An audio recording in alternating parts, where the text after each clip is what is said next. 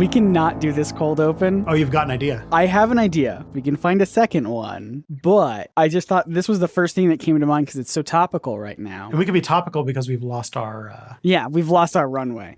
So, Tristan, big question on everyone's mind. Everyone's got thoughts about it. Everyone's got opinions on it. What are your thoughts? What's your opinion on the slap? Oh, boy. Because it is actually impossible to have a good take on it. Yeah, so that's the whole Will Smith and Chris Rock thing. Yes. My take on it is that those people have way too big bank accounts for me to really care about what's going on with them. That's fair. And you know like what? In my mind, yeah, because like in my mind, like everybody was like having all these like discussions about these people as if they're like, you know, people that you know and are friends with, and it's like they're multimillionaires, like they don't care about you. Right. That's a totally fair thing to say. But what's funny about the slap is that some people will hear you say that and that's no good. And you've lost all credibility now, Tristan. Well, because crap. you have to be fully on one side or the other. There's no gray area or nuance here. It sounds. And even so still, this is like a Star Wars thing. This is a Star Wars thing. And even still, regardless of what side you're on, you're also wrong. Okay. So just so that I can like, you know, really get my John Carpenter levels of you know, displeasure. Yeah. I'll put my Star Wars take right next to my slap take, which is that there's only one good Star Wars movie and Rian Johnson directed it. There we go. We did it. We did I got it. both of the hot takes out of the way. I have this because I'm like a science fiction guy. Everybody assumes that I really like Star Wars, including like my mother-in-law who like gets me like Star Wars stuff as presents and stuff like for Christmas or whatever. And I've just got to be like, I don't like it. I mean, like it's fine. Like they're fine movies to like watch a couple times, but like The Last Jedi was the only one that I was like, I want to watch that again. I want to see some cool stuff. I want to see Laura Dern 9/11, the Imperial spaceship. I'm sorry, what was that? Didn't Laura Dern 9/11's the spaceship, right? Okay, yeah. Just wanted to make sure I got you there. Just making sure 100%. Now, you are famously a Star Trek fan, though. So are you perpetuating the dichotomy between Trek and Wars fans? Maybe. I just think that Star Wars like used to be like I think that I don't know, ever since they started making prequels and sequels, like when it was 3 movies, it was something special and it was really cool. But now it's like there's a new Star Wars like every other week. So I'm like, I don't know.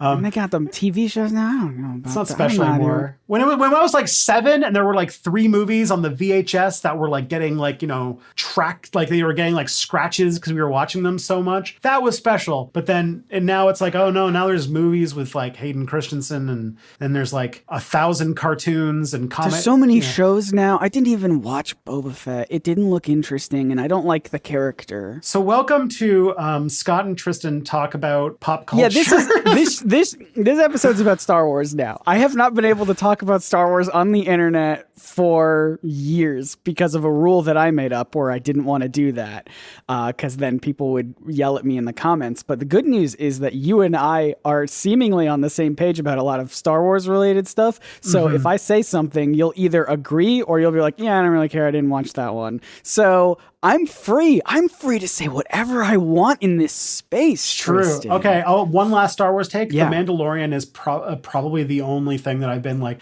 except for The Last Jedi, The Mandalorian's like the only thing post the original trilogy that I have been in any way excited about because it was like legitimately good because Pedro Pascal is a national treasure. But yes, I agree. But can I just throw in that I did not like the finale of season 2 of Mandalorian?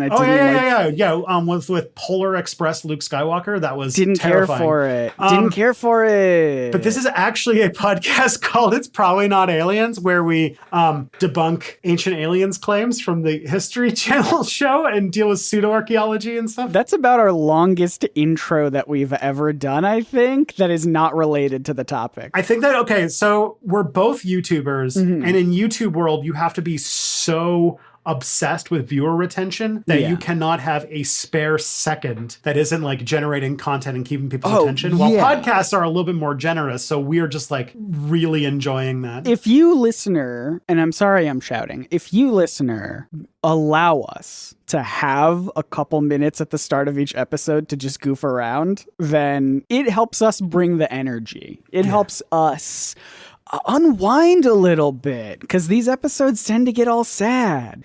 Although I will say this one sounds like a real fun one. What's this one about, Tristan? Oh boy. Okay, so we're not going to space today. We're actually going to Mexico. Fun. One of my favorite countries. I've visited many times, and I enjoy every time I've been there. So in an episode you did with Kevin when I was away, yes. long time ago, back in the olden days of before I had a baby, which was approximately 3 months and 6,000 years ago in my mind. Yeah, sounds about right. That you did an episode about how aliens might be behind certain types of weather phenomenon. Yes. Including being literally accused of causing great extinction events throughout history. Correct. They've both been accused of causing extinction events and also saving civilizations from extinction events. And I think our conclusion was it was two different sets of aliens that were playing chess with the human race, I think. Well, if there's one of those aliens that wants to show up and suck all the CO2 out of the atmosphere, that would be really, really nice right now. That'd be awesome. Yeah. So they then talk about a bunch of different cases about when the aliens obviously use their weather manipulation technology to do major things. And in our previous episode, we talked about Noah's Ark. And like that was supposed to be a case of them flooding the world with their hyper technology. Yes. But the other one, there's a couple things, because this also hits another topic that is a bit of a bugbear for me. The other one is that they said that it caused the collapse of, and I remember these words in my head, that it caused the collapse of the Maya and the Aztecs. Yes. Which is, first of all, two cultures that are woefully conflated in a way that I really don't like. As somebody who almost became an archaeologist who studied the Aztecs, but either way. The Aztecs were the ones with the cursed gold from Pirates of the Caribbean, and the Mayans were not them. They were the not them folks. Oh no, the Nahuatl them is actually the Aztecs. But anyways, dang. But the thing is, actually, the Aztecs did. That's a good joke, Tristan. They did get the collapse of the Aztec Empire did happen because of aliens. The aliens were named Hernando Cortez and the conquistadores who sieged Tenochtitlan and brought a whole bunch of smallpox and basically wiped them out. Yeah, that's no good. That's a History Channel episode about aliens that would probably not get nearly as many views as saying space aliens. Yeah, the aliens that took down the Aztecs were from Spain. Anyway, did you say space? Did you say Spain. they were from space? In Spain! Anyways, the other one, though, and this is the one that's going to be the subject of this episode, which is that the Maya collapsed because of wild weather machine phenomenon, which is interesting because it does tap into a very cool part of history that I am very excited to talk about, which is that the Maya, or sorry, I should say the classical Maya civilization, did have a major collapse between the 7th to 9th centuries, and we don't actually have a good, solid answer as to why. It's still a mystery to this day. And when we don't know the answer to something in archaeology, that means it must have been aliens. Yeah. So that's the topic of today. We're going to talk about the Maya collapse and the ancient alien claims that they were destroyed by weather machines, by like some sort of like Dr. Doom's weather machine. Well, I'm excited to learn more, but first, hello listeners. That's this show. It's probably not aliens. That's what we do here. We talk about ancient civilizations and ancient astronaut theories, and we debunk them and teach you about cool things from history. My name is Scott Nicewander. I know nothing about anything. I just kind of sit here and let Tristan talk to me about stuff, and I learn, and I soak it all up with my big normal-sized brain. Your normal-sized brain and your normal-sized head. That's right. My name is Tristan Johnson, and I am a person who is addicted to Googling random things and going down holes, and I come back with a present like a cat for you. Well, we did talk about holes a couple weeks ago. That is true. This is a different episode. Yeah. Unless holes factor in here. Slightly. Oh, fun. Kind of, yeah, we'll get into that. But yeah. Today we're talking about the Maya collapse and what actually happened, or what we think might have happened, and sort of get into maybe some stuff about why we should show caution when we just declare everything that we don't understand as being alien. This is an alien of the gaps type of situation, which is a very common ancient astronaut theory thing. So alien in the holes. Yeah. I don't know. So the Maya people lived in a region of Central America, predominantly Mexico, but there's other parts of like Belize and Guatemala and El Salvador and such that have Maya indigenous people.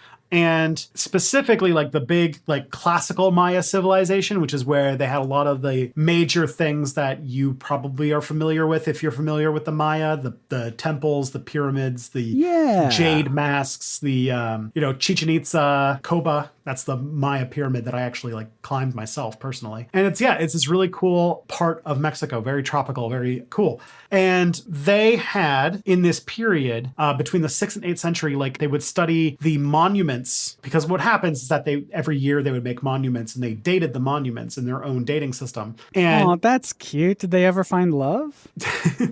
Oh gosh. Okay. That one caught you by surprise there a little bit. Yeah. Man, that was a dad joke.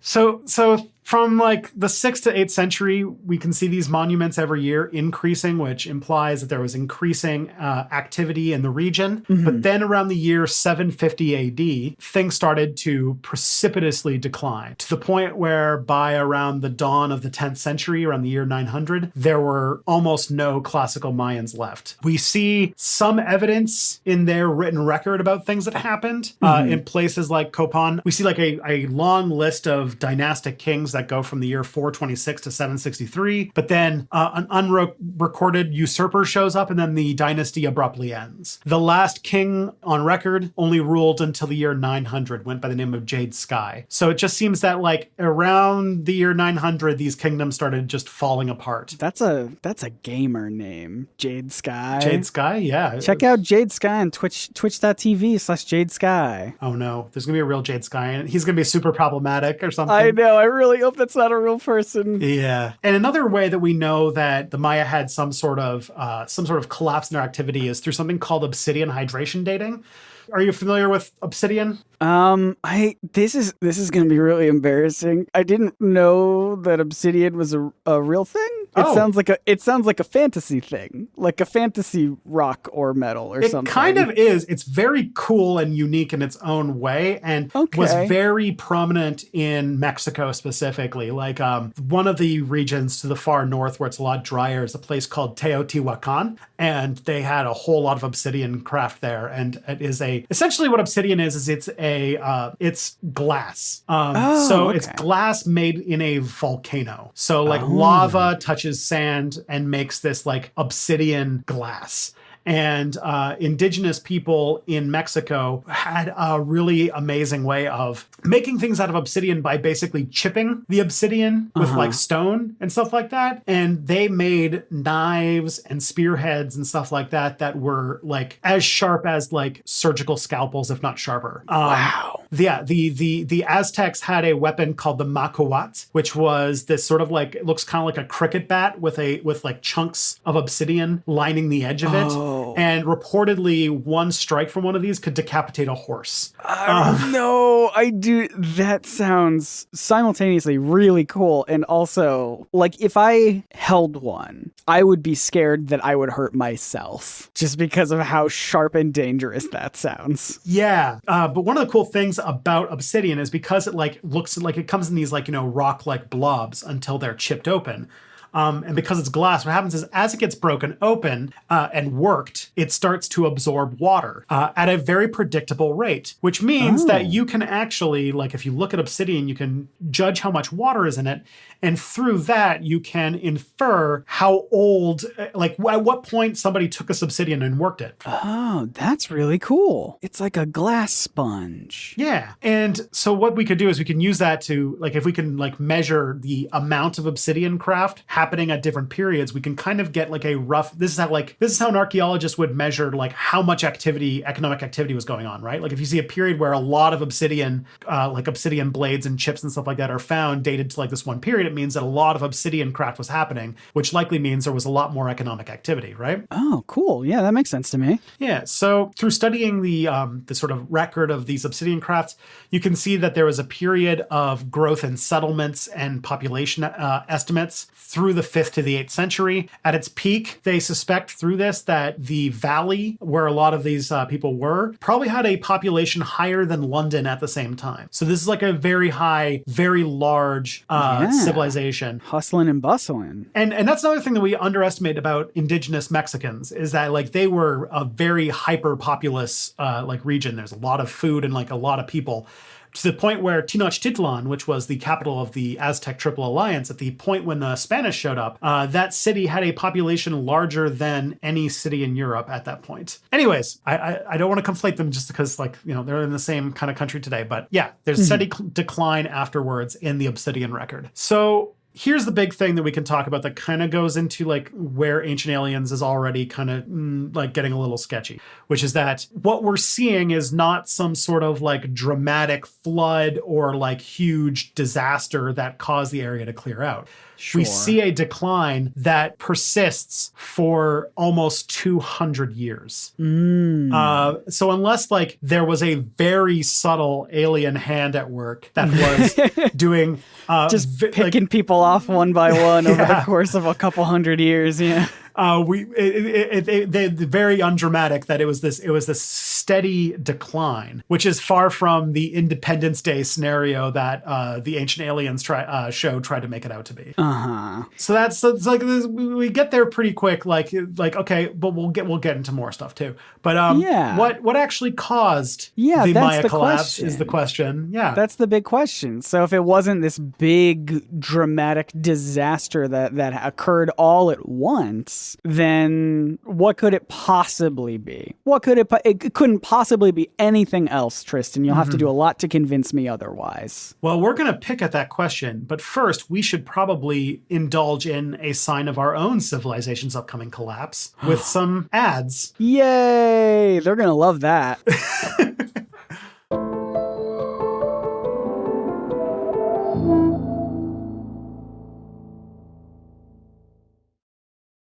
And we're back. Well, there's one more sponsorship, which is that obviously this podcast is sponsored by Tony's Obsidian Work. Have you ever needed a blade that was sharper than a surgical scalpel? Then I can't tell you how often I need something like that. Tony's Obsidian Blades. Well done, Tony. Thank you so much. I'll take a couple. I'll take don't ask what they're for. Please don't ask me what they're for. Please. That is between me and Huitzilopochtli, the Aztec god of war and human sacrifice. Thank you for explaining that. I was like, I'm sure that was a good joke. I just don't get it. Like I said, like very steeped in like Mesoamerican stuff. So I'm like, that's a Mexican mythology joke. The best kind of joke. The one that everyone will get. This joke brought to you by Tlaloc, the jaguar god of rain. Oh boy. So yeah, the Maya collapse. What happened? What happened is a good question because we don't actually 100% know. To the point where I found that there are apparently over 80 different theories as to what happened to the Maya people. And we're going to go through every single one right now. Yeah, no,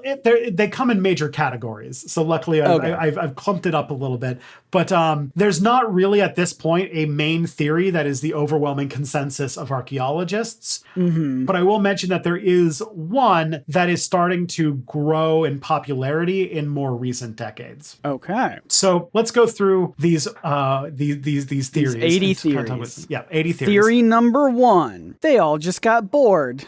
Top 80 Maya collapse theories. Here on what's that YouTube channel that just does like top 10 lists or whatever? Welcome back to Watch Mojo's 80 theories about the Mayan collapse. There you go. I don't know what energy we're bringing to this. We've taken a couple weeks off and we were just like exploding, like pent up. It's probably not aliens energy. Number 80. They all got canceled by the woke culture mobs. Oh, no. So the first one is probably the one that you'd probably think is the most common, which is that they got invaded by the Toltecs. So there is evidence. So one of the major theories is that they were invaded. They were destroyed by invading people, and there is evidence that they were invaded in the 8th century by the Toltec civilization. But the thing is that while that would have caused a decline, we are seeing though that the Toltecs, like the Toltec invasion was probably not the cause, because it was a dramatic, like, one-time event, while we're talking about a centuries-long decline. It began so late that actually, like, it had already been declining for several centuries by that point. It's like saying that, like, barbarians caused the collapse of Rome. Well, it's like, right. You know, Rome was already well on its way to collapsing before they showed up and burned down road. the city. Yeah. Yeah. So it doesn't explain. And also, one of the things that happens is when you study, you know, long history, we see what happens when invasions happen in places. And the thing about it, and this is kind of like a thing that shows up in a lot of post-apocalyptic fiction too, which is that, like, we will see signs of collapse and destruction, but we almost always, in fact, we always see at least some sign that institutions get rebuilt and things start to come back. And in the case of the Maya collapse, they didn't come back. People abandoned regions of the country. And that's not a thing you usually see in the wake of invasions. It can change a lot, but it's usually a short-term event, and it usually runs its course. And there's no case in the archaeological record of an invasion leading to entire regions being abandoned. Yeah, just gone. Yeah. The second, and this one's actually interesting because it also lets me talk about a different cool part of history, because I'm just getting you all distracted today. I love it. And that is that there was a trade system collapse. Now I'll get into what that means. So that there's a theory that, or not a theory because it's pretty well established through like kind of studying things, that Mexico had a pretty large and intricate trade network. So we see that signs that goods and stuff were moving across the country pretty regularly. You find jade that's kind of from the Yucatan. You find it in places like up north where there is no jade. You find like even obsidian primarily probably came from a place like Teotihuacan and kind of came down. And so this is all signs that there was an intricate trade network. Now there was a civilization called the Teotihuacanos who lived in Teotihuacan which collapsed in the 7th century, also kind of a mysterious fashion, which I think has something more to do with the El Nino effect. But we'll get that's not a topic of this. Or aliens. Are aliens behind the El Nino effect? Nobody's proven that it hasn't. So there you go. So there's the thought that there was a collapse of the Teotihuacan civilization, and that the Maya were heavily dependent on trade with Teotihuacan, another place I've been actually, and that led to sort of a breakdown of their economic system, because their civilization couldn't survive without intricate trade. And we do have precedent for this. Okay. Because there's a reasonable theory that something similar happened in the Mediterranean world at the end of the Bronze Age. Have you ever heard of the Bronze Age collapse? Oh, that was when... So the Bronze Age was when comic books started getting a little bit too dark and gritty a little bit. Right off the heels of the silly, goofy Silver Age with like Jimmy Olsen and the Marvel boom and things like that. And so I guess that must have led to the 90s when the death of Superman happened. There was like a speculator bubbles, and you can stop me at any time, Tristan. No. I'm letting you ride this out. No, I have no idea what happened there. So the Bronze Age was this interesting period where there were extremely developed and powerful civilizations in sort of the Eastern Mediterranean. This was the time of like Egypt probably being at like one of the high watermarks of its power, being a major regional power. And things that are really interesting about this period is that it was a time where there were these large empires that had extremely centralized and planned governments and economies. And then they all collapsed in a very short period of time. And there's a lot of mystery as to like what happened. One of the things people think is that bronze, which was a metal that was much more powerful much more sturdy than copper, which was kind of used before, was very, it was very hard and expensive to make, because bronze is an alloy of copper and tin. But copper and tin don't show up in the same places, which means that in order to make bronze, you have to have very large trade networks that span like multiple countries and things like that. And so they believe that the Eastern Mediterranean was this deeply interconnected trade network, because they were making this alloy that was keeping all of these powerful empires running. Because when your soldiers have bronze and the people do not, the people do worse. So they think that because of some effects, and there's been various theories that have to do with like sea people invading, which they think is like a reference to like people from Cyprus and stuff like that, all the way to like I thought you were gonna say mermaids or something, or mermaids. Sea people. Who knows? Or things like environmental problems or something. This is the thing, we don't really have like a perfect answer for this. That those trade networks broke down, and all of these societies had a major collapse afterwards. And it wasn't until iron became the new predominant metal, because iron was not something that needed far-spanning trade networks to do. Iron not even being as good a metal as bronze, but it is easier to get from one place and kind of build in a more autonomous fashion. It's good enough. And so that would be the kind of difference between the transition between the Bronze and Iron Age. Anyways, back to Mexico. Yeah, so that was a whole that was just an example of, we have precedent for this in other places of history of trade collapse causing civilizations to disappear. Yeah, exactly. And so we believe that, or there is in the record a distinct collapse that happens of Teotihuacan in the around the time that the Maya began to collapse. And we know that the Maya were heavily dependent on, or at least heavily intertrading with Teotihuacan. Yeah. So at least there was a major realignment of trade routes. And if those realignments took them away from the Maya, then that could have caused problems.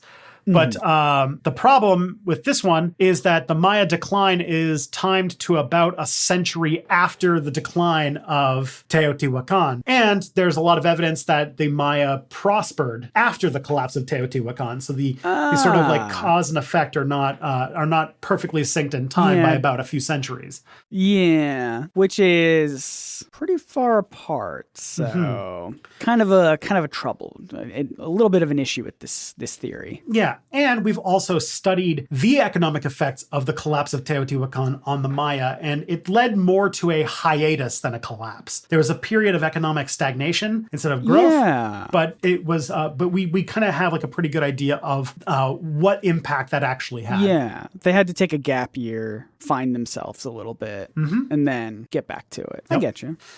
And so that's a theory that's kind of gone away at this point. Another one is disease. Very common. Classic. Yeah. Classic case. Yeah. Yeah. I just recovered from COVID last week, so I'm very familiar with disease as a vector of causing societal ills, no pun intended. But disease could, more than our previous explanations, actually explain depopulation, like people disappearing. And it could also explain having issues with repopulating a region. Specifically, not necessarily a virus or like a bacteria, but what could be or maybe a bacteria, but what could be the source of something that, like a disease that would cause a collapse in a specific region like that, would be some sort of parasite. Interesting. Because the Mayan homeland, the Yucatan Peninsula, is tropical lowlands. Like, it's very flat and it's like, full of tropical trees. It rains a lot. It's a place where parasites can be very common. The perfect ground for them. In fact, yes. And because, their settlements would have been places where there was a lot of standing water and a lot of wastewater and stuff like that, were very easily could have become like major hubs of disease and parasite carrying insects and all those kinds of things. Mosquitoes and all sorts of disease could before modern plumbing. Most cities were just cesspits of disease. And if you factor in the fact that these cities were also in the middle of tropical jungles, basically, you can imagine that there's a lot of opportunity for major plagues. That makes sense. My desk is right next to my cat's litter box, so I get this. I get what you're saying very strongly, more so than I think most people on the planet Earth, because I smell those bad smells, and sometimes there are little flies. So fun. Another thing, too, that could have been a disease that really caused a lot of damage is acute diarrhea. things like diseases like cholera and such like that, which is usually made by mixing your sewer water with your drinking water, which was a very common thing up until recently. And unfortunately today, because diarrhea is still one of the major causes of death in the developing world, especially of like children and babies. Because these are countries that don't have a lot of money, and even though diseases like cholera have very easy remedies, it's not profitable to give them, anti-diarrhea medication in order to save them. And so a lot of, especially children, die of diarrhea.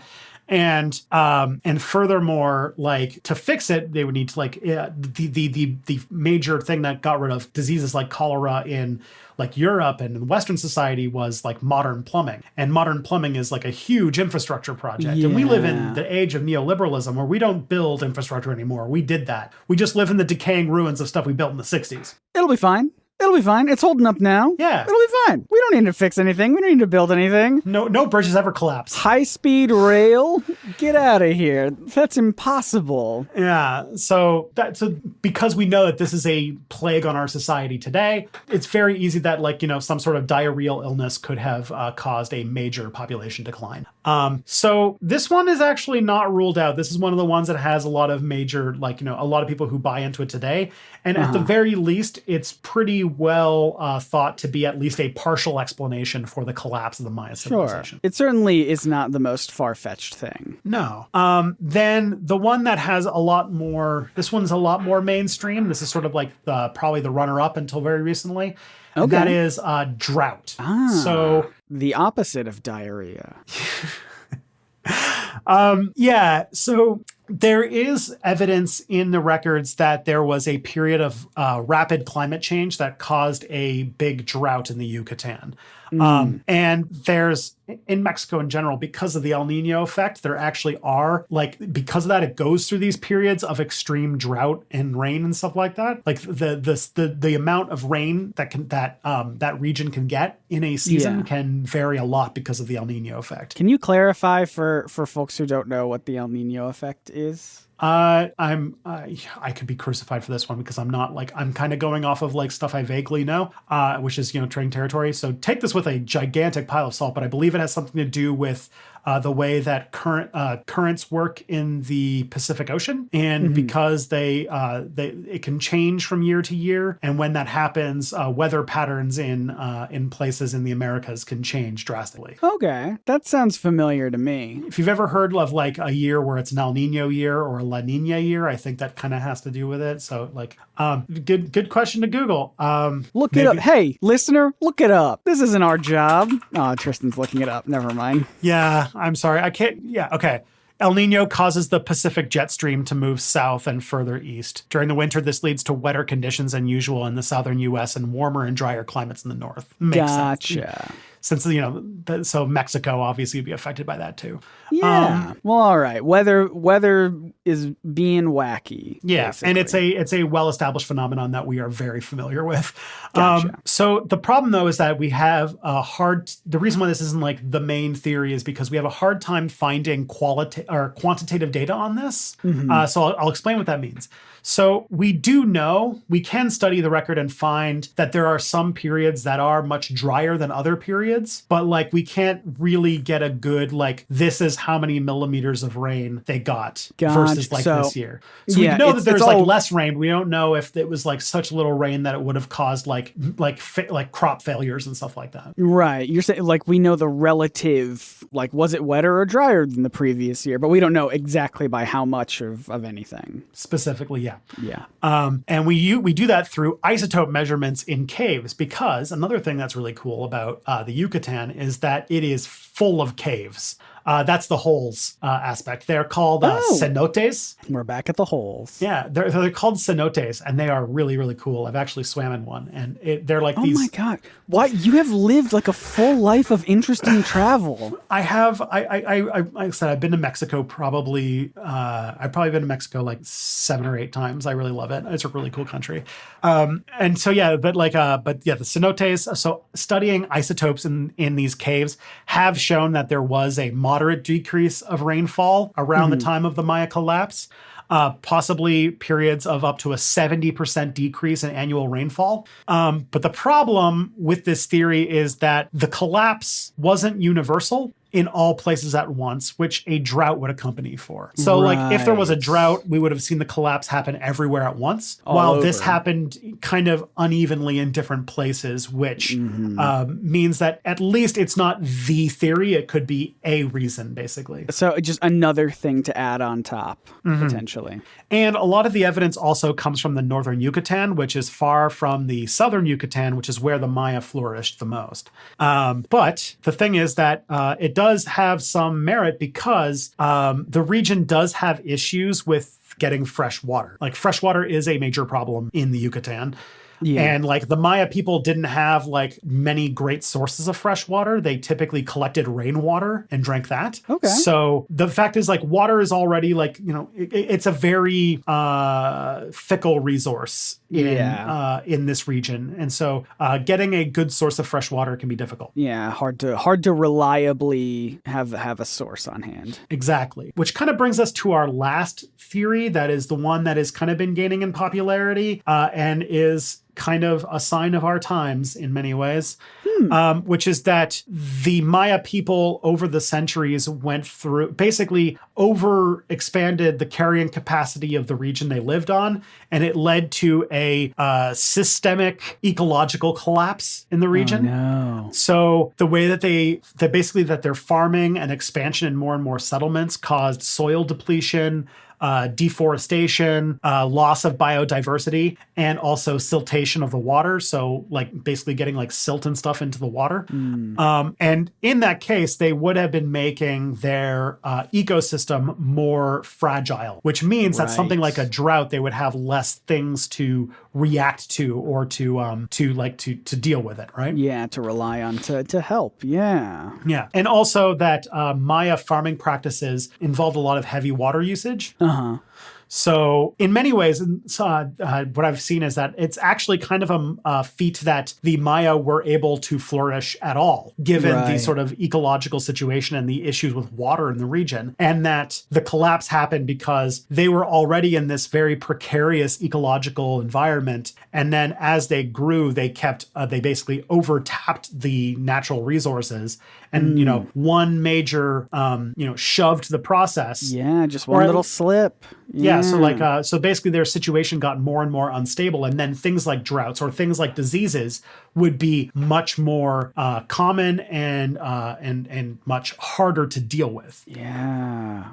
Oh, that is, they're just like hanging in the balance. And then once that balance is off, it just, everything sort of crumbles like dominoes a little bit. Yeah. And actually, this is an interesting thing because this actually gets a little bit into my PhD research because there's a thing called complexity theory, or which we're getting like way out of history and archaeology here into I'm systems into theory. This episode has tapped into both I assume both your and my ADHD by jumping around from topic to topic. I'm a fan of this. This is our ADHD friendly section of the show. No, I love it. So complexity theory is this idea of how do you study complex systems that you can like make a lot of like systems that have simple agents that interact in certain ways and make things that are very adaptable and complex, like an ant colony. How does a group of ants that have individually like next to no intelligence, but they have like these like adaptable intelligent systems? How do they develop things like that? And it's just by following simple rules and the kind of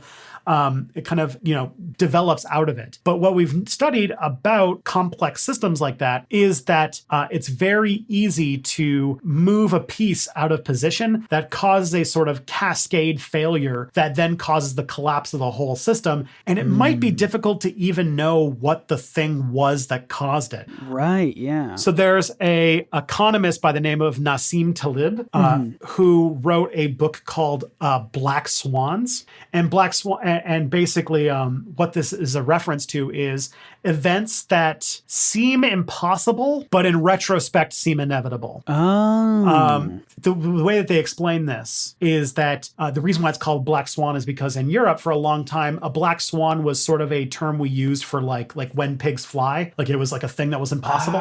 But That's then fun. I didn't know that. Yeah. But then we went to Australia and found that there are actually species of black swan that live in Australia. So kind of throughout that whole idiom, huh? Yeah. And so the idea is that there's like events like, say, like how the assassination of the Archduke Franz Ferdinand could lead to the collapse of the world order into the most destructive war in human history at that point, right? Yeah. Or like how 9/11 went from this like complete shock to the system until like, oh, you study like the, how we led up to that situation. It's like, oh, it was kind of inevitable that something like this would have happened. There was all this intelligence and stuff like that they didn't accept, or they overlooked until after 9/11, and they looked back and found like, oh shit, like because they did the 9/11 commission report that basically outlined all of the failures that led to not catching this in time. And they're like, look, we had all this evidence and we screwed up because organizations weren't talking to each other. So that's the kind of thing of like a black swan. Yeah, like how someone might just start a fun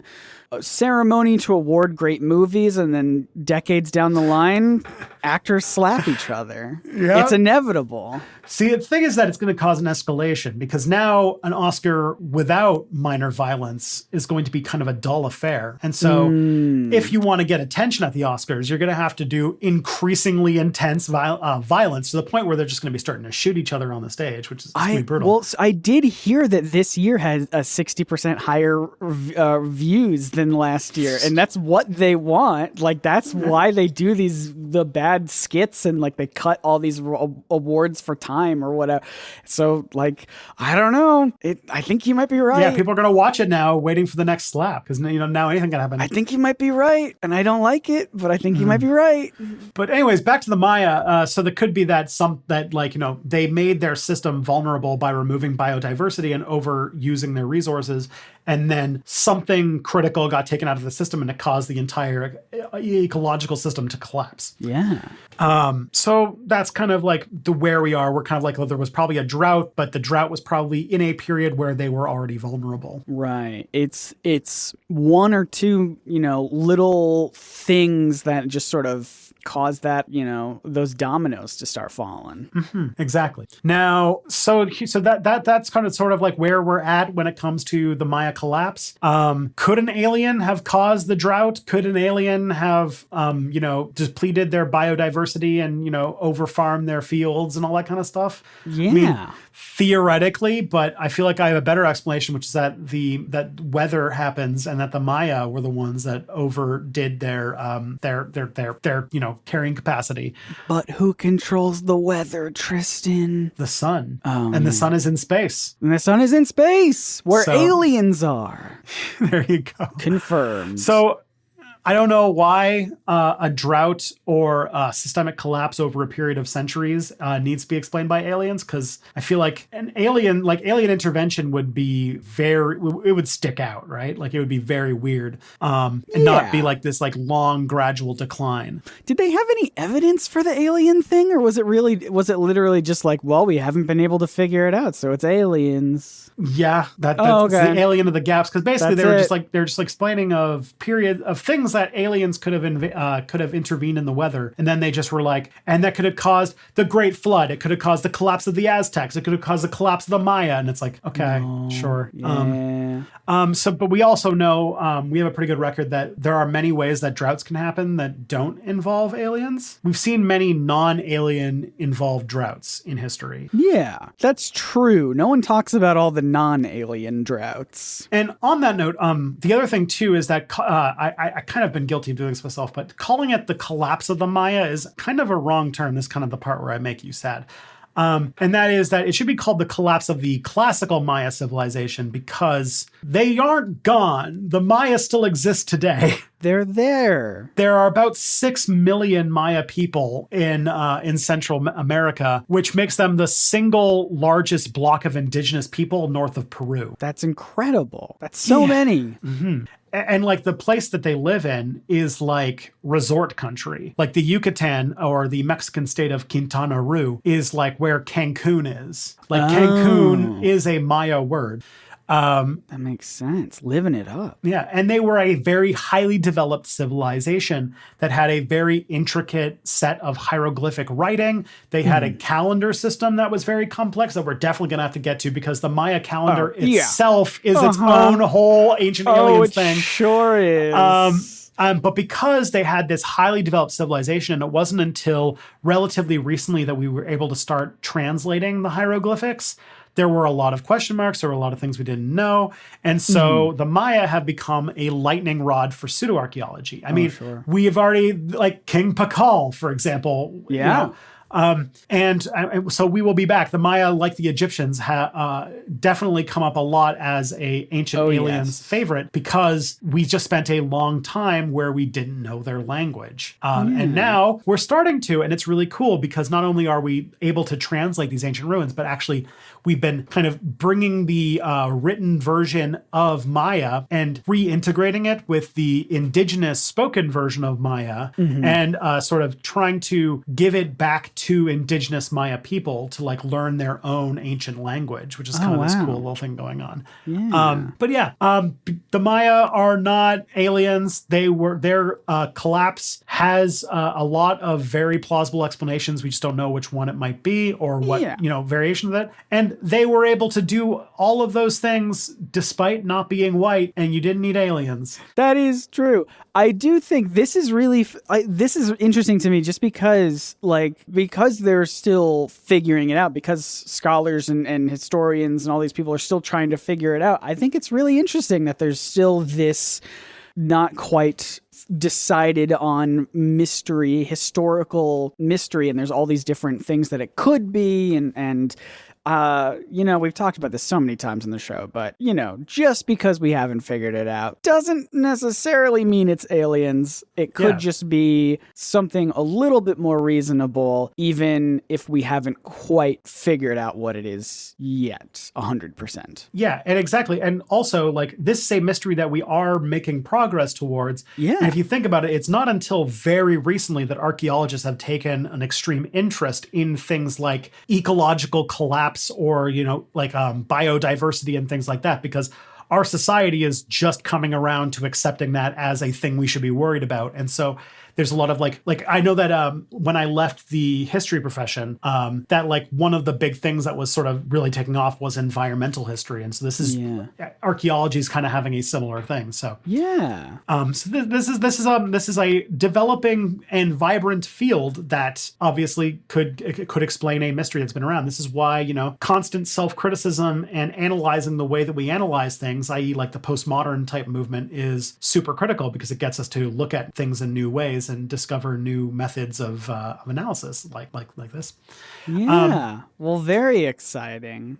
So that's the Maya collapse. Well, that was less the Mayan collapse was not as exciting, but learning about it was. But yeah, that was a fun one. This is one I definitely wanted to do. And when we get to the Maya calendar, I have so many calendar opinions that it's gonna be a rough one. Oh boy. Well, mark your calendars, listener, by following this show and this whole podcast on whatever podcast platform you're listening to, and also on Twitter at ProbsNotAliens, where you can find us. You can also find us other places on the internet. Tristan, where can people find you? I have a YouTube channel called Step Back History, and the COVID thing I mentioned earlier kind of put a stall on my next video, but it is coming together soon. And all things going well, by the time this episode comes out, it'll be out. So I'm coming back. It's the first video I filmed since December. What a break. You've earned it. And then if you want to hear more of me and my words and my thoughts, where I'm a little bit more prepared and scripted, you can check out my videos on Nerdsync on YouTube. That's NERDSYNC. I make video essays about comics and cartoons, and I don't know, I'm branching out. And how Amazon is bad, the company, not the place. Well, I mean, I don't really know. The Amazon place I know next to nothing about, but the company I know is bad. And there goes the Audible sponsorship. Can't do that one anymore. Darn. Please leave reviews. I think I kept mentioning in other episodes that you can leave reviews on Spotify. I don't think that's true anymore. I think you can leave ratings, but maybe not reviews. I don't know. I've not been able to find any like reviews, but on Apple Podcasts, you can do that. And that would be appreciated if you can do those and tell your friends. That's how this podcast grows. And we are growing, and it's because you keep telling people, and that's really a good appreciate announcement. This show is now on YouTube. Yes. So if you like to listen to your podcast on YouTube, there is It's Probably Not Aliens YouTube channel where you can listen to the show if that's the way that you prefer to get podcasts. I know that there are some people who that is. So. And it allows us to have a comment section, which could be either fun or dangerous. Yeah, the first 2 comments were words or thought fossils and ruin me, history daddy. Perfect. So we're already off to a good start. Great start so far. Incredible. Well, thank you so much, everyone. And of course, you can find links to where you can listen to the show and so many other things at probsnotaliens.com. If you want to go there, really simple address. And until next time, people, Rian Johnson made the best Star Wars, and the truth is out there. Probably.